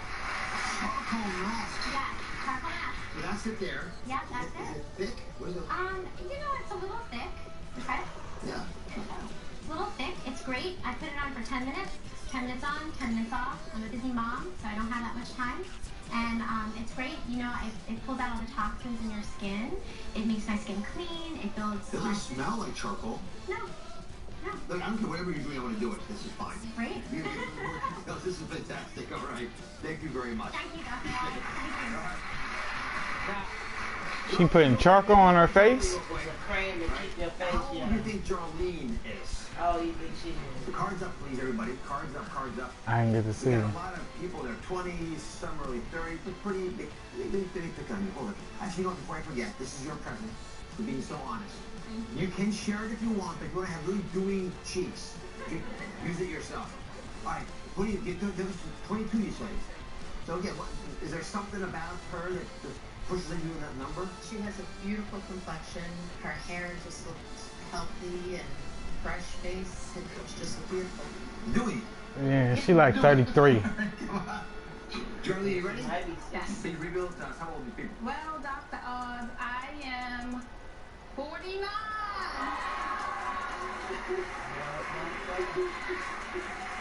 People aren't going to believe you. Oh my goodness, they're not going to believe you. Charlize. See, the haircut got me. The other one was 40. Dang. Yeah, she was 40? Damn. You guys are paid for it, but you get it for free. That's the one that used to put like charcoal. Yes, this is something that I've been doing since I've been a teenager. I promise you, I've been a teenager too. But that I do wash and lock. So do that with me. Wash and lock. That's it. So what I do is warm water. Take a rag and warm water, not cold water. Many people are misconception that cold water works. It's warm water. So we just throw a rag in a warm water, wash my face, and what we need to do is we need to lock it in with moisture. I have to wash and lock. Wash it. Do it again. Wash and lock. There you go. And what do you lock with? What we do is it's petroleum Vaseline. That's it? That's it. I promise you. That's it. So take some Vaseline, and I do put it all over my body. But as far as my face is concerned, you take a little bit, you put it in your hand, and put it all over your face. And just wipe off the excess Vaseline. That's it. That's all I use. That's a good idea. Yeah. It's awesome. It's really, really awesome. It makes me feel refreshing. It just gives me positive vibes. So I love it. Well, you refreshed my life. Thank you. Thank you so much. Thank you. We got one more brave woman to share her age with you. How old do you think Becky is? You guys all ready? Becky. Go to this side of the audience over here. Becky, don't tell them anything. Let me see your cards up. Hold your cards up, everybody. We got her 30s, a couple of early 40s. But, oh, wait, what's your first name? Karen. Karen. All right, so you think she's 32? I do. All right. So, Becky, if you don't mind, just reveal your age. 47. I'm shocked. What would you pay to get that kind of benefit? I'm shocked. It's great, isn't it? Amazing. I mean, it's sort of priceless. I think people, you dish out some cash for that? Yes. All right, you don't have to. He's going to share it to you. Like, people are often shocked at how young you look. A lot of times I've gotten carded before when I go to liquor stores or I don't go to bars that often, but sometimes I do. So You get carded? I do get carded. I love Yeah. it. Come on over here. I think I'm in my early 30s. Perfect guy. So here's what she does to defy her age. Is to eliminate and Fish oil? So what do you eliminate? I've eliminated dairy. Yeah, I noticed a big difference in the way I feel. I'm less puffy, I'm less bloated. I take calcium every single day.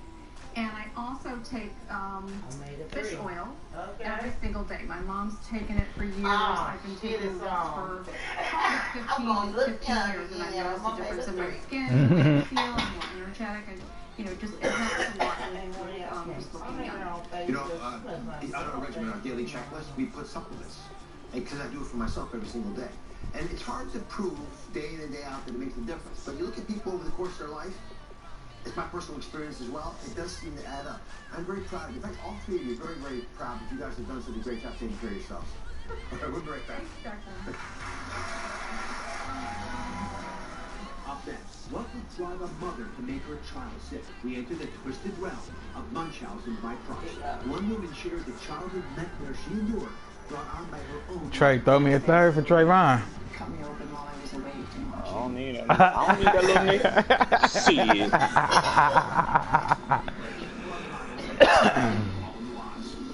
That's coming up tomorrow. Closed caption sponsorship brought to you by USANA. We're more than just a vibe. USANA, trusted partner and sponsor of the Dr. Oz Show. Abdominal pain, bloating, you may have Hello, IBS. Brooklyn. How you doing? Where you going? Then I'll come to. If I can, I'm gonna be your man. Who is that? Is that Cheesy? Brains develop at fantastic speeds. Neurons connect by the millions, and their brains grow stronger.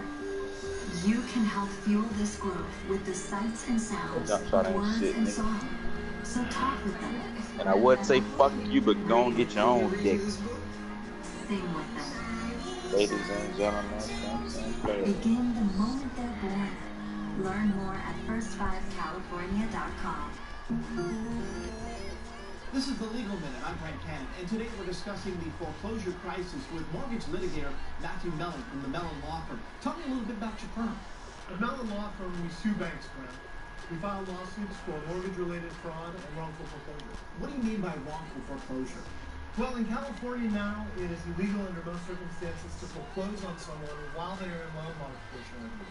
And this is a new law, which was passed with a group of new laws, collectively called the Homeowners Bill of Rights. Give me another example of that Homeowners Bill of Rights.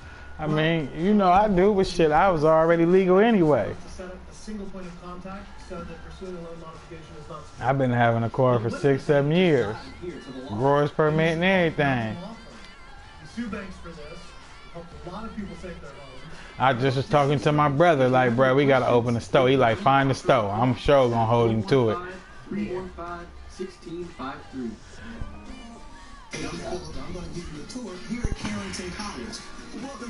See, at first, you had to have 100,000 just to get the permits and the license to be able to sell it. Now that it's recreational, you can open a corner store and sell it right out the corner store. Visit any one of these Bay Area locations. Carrington College, the starting point for healthcare careers. So I'm trying to get a smoke shop. He said find one. I'm sure gonna find one. Your brother? You heard me? Your brother? He said find a smoke shop and he gonna have his people get my people. But he said it's good though, basically. Oh, he gave me the stuff. I just gotta go put the money on the Bitcoin. He gave me the site. He told me Thursday we gonna fly out. So yeah, I need to hurry up. Y'all not about to sell my shit in that garage. Y'all not about to be selling that no garage sale. You know, fuck that. I'm about to. No, y'all not selling. No. She ain't gonna make me not leave Thursday. Now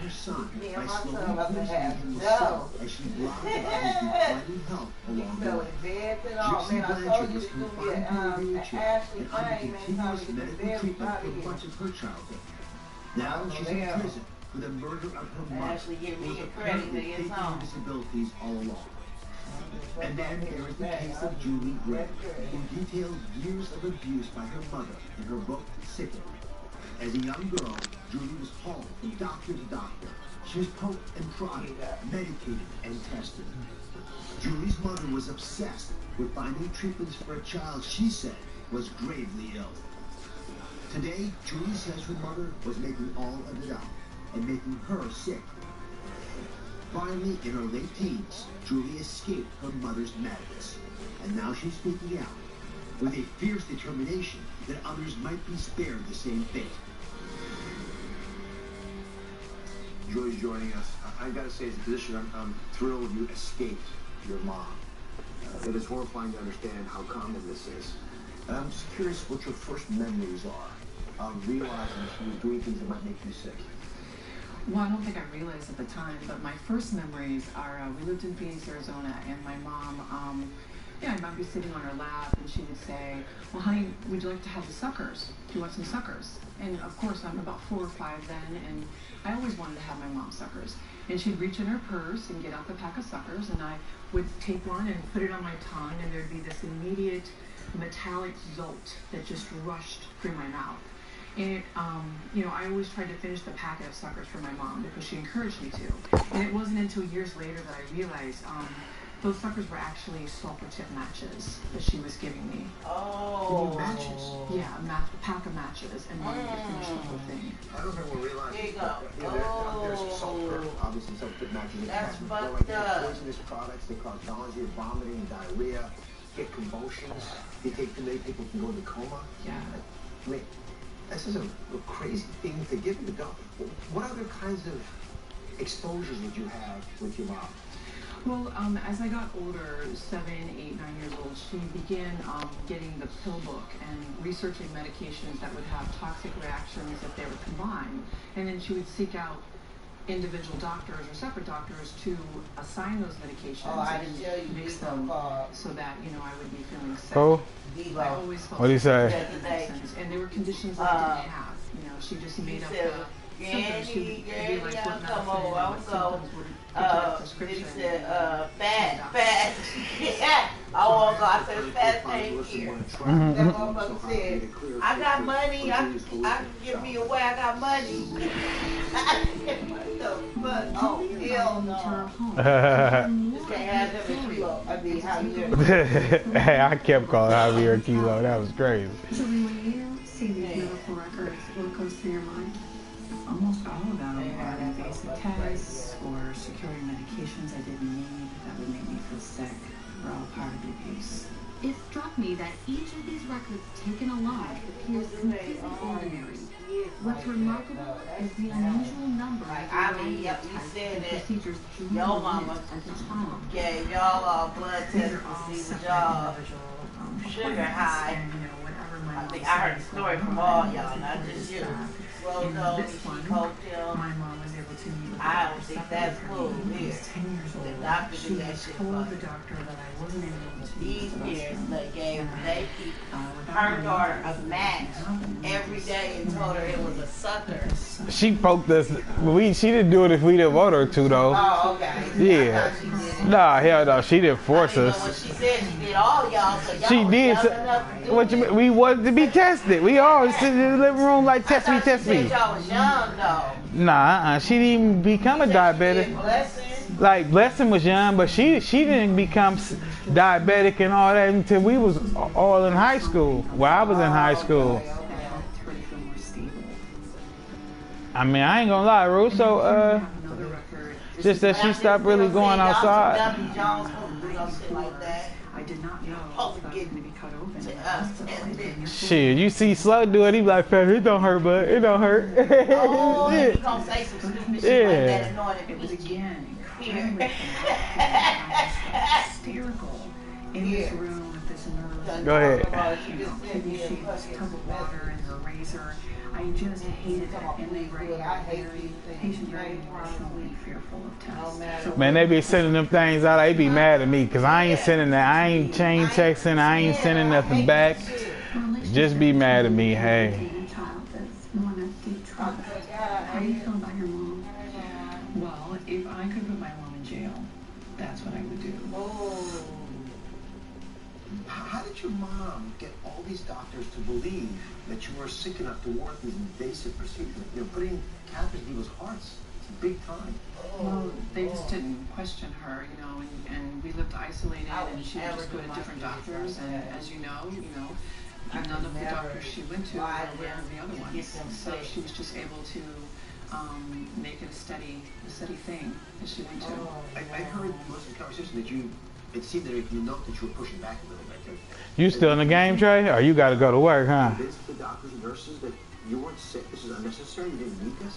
Well, I mean, when they came in the night before the test, can y'all hear me? To shave me, I just think that. I think that nigga went and got something to eat. He kept talking about he was hungry. Shocked me, and I just blurted out. You know, I as my mom's making it up. I didn't exactly believe myself. It just came out of my mouth, and I was just terrified of being cut open the next day.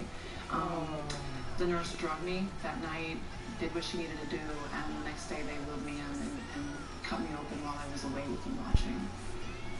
You also started asking your mom why she was doing this. How was that interaction going? Yeah, it wasn't possible for me to fully know what was really happening. I didn't have a name for the abuse that I was in, and I didn't understand. And after the heart catheterization was done, and the doctor told her she doesn't need, Julie doesn't need open heart surgery. That's what my mom's pursuit was open heart surgery. My mom just got back in the phone book and looked up another doctor and said, my child has a heart condition and I need this, this, and this. And, there was no shortage of appointments after that to take me to. You mentioned in the piece that she was actually exhilarated.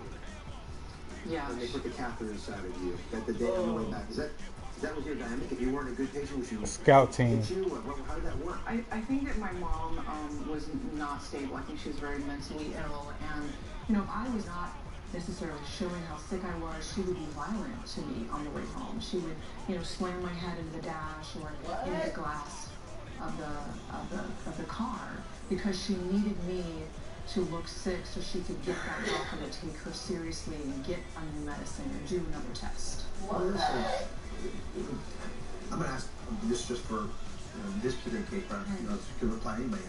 Did her mom ever face charges for doing these terrible things? No, and it's actually difficult in Munchausen's by proxy cases because the abusers, as Julie just said, would go to doctor to doctor to doctor, and there's no way to track them. I know some abusers keep a notebook and they keep track of which doctor said what, and if a doctor catches on to them, then yeah, then they'll, alert law enforcement, but they're even if they press charges, it's difficult to prove. It's horrific to think that a mother with a psychological disorder could, make her child sick and then get a twisted glee out of the child's health. That's the part that just gets me. Yeah. Think of the medical hack for one, as a dad, it makes you really angry because I've seen that pain firsthand. Take a quick break. When we come back, how did Julie escape her mom and get help because she looks pretty good right now? And how has her mom responded to the allegations against her? That's next. Up next, how did Julie flee from her mother's maternal madness? She opens up about how the horrors from her childhood still haunt her today. She just broke down and started crying, and I told her about the abuse. Has justice been served for the terror she lived through? Now through November 16th, join Planet Fitness for Hospital, St. Mary's Medical Center, and the Dominican Hospital. We believe medicine can cure, but human kindness heals. Dignity Health. Hello, human kindness. Save up to 80%. The Jewelry Exchange has diamond pendants for $99, tennis bracelets $3.99 per carat, 2-carat bands $7.99. Trey, you back? Studs $5.99. Jewelry guaranteed to praise for double by Factory Direct. The Jewelry Exchange in Redwood City. When I landed in jail, belonging to a union saved me 20% at All Pro Bail Bonds. When my buddy called me to bail him out, I went to All Pro Bail Bonds. They give the military a 20% discount. I needed my husband home with us, but I didn't have the money to get him out. That's why I went to All Pro Bail Bonds, because it let me make payments. When you need a pro, call All Pro Bail Bonds, 877-978-3451, offering affordable payment plans plus military and union discounts. Get silver at Mountain Vista Fund, a treasure since 1949. Now through November 16th, join Planet Fitness for just $10 down, $10 a month with no commitment, and we'll donate $10 to Boys and Girls Clubs of America and Stop Out Bullying. So work out and help spread kindness. Just $10 down, $10 a month, now through November 16th. What drives a mother to make her child sick on purpose? That's the question we've been asking. Turns out there's a name for it called Munchausen by proxy. And Julie says her mom suffers from this disorder. And she would actually, if I understand correctly, Julie says her mom would purposely make her sick and take her to the doctors for unnecessary tests and procedures. A scary thought. Over the years, did your mom only make you sick? Did she affect anyone else in your family, visitors? I had a younger brother, and my mom, when he was about 3 or 4, began saying that he had different issues going on with him. But my dad, wasn't able to save me. I was already older by then. But he did get involved in my brother. As soon as he made it so that my mom couldn't do that to my brother, my mom got a license for foster children. And at the same time, she applied for a license for war veterans. She only took in diabetic war veterans that she would then over-insulate to put them into a sort of a diabetic stupor from over-medicated. Over-medicated. It's like a horror show. It's terrible. It was really awful. The veterans, I mean, both sets of these, strangers that came into our home, and they just entered into this hellhole, And our veterans stayed in the locked room. They didn't have any windows, and they had trash bags put in there. But there are agencies that monitor foster kids and vets. That's right. How could they not notice that strange things were happening? we were very rural, and these country agencies are so burdened by people that need services that, you know, my mom with her wigs and her smiling face saying, you know, hey, we'll take any number of your veterans or your children, you know, at any time, day or night. She was really a welcome thing, and they never did background checks on her. So I want to understand this firsthand. I want to understand why friends and family, no one got involved. So Julie took Melissa to the area where she grew up. Today, Julie lives a long way from the place where her childhood home once stood. She took me there, far off the beaten path, an isolated world on a dead-end dirt road. Yeah, so this is the end of the road where I grew up. It's very isolated. Yes. Do you think being isolated, did that have anything to contribute with your situation? Yeah, it's really easy to hide, you know. You live in the country, you abuse your kids, and nobody sees it. How did you finally leave this place behind? Things were so dangerous at home. Things were so dangerous with my family that I left when I was 17 and moved out of state, and I just never looked back.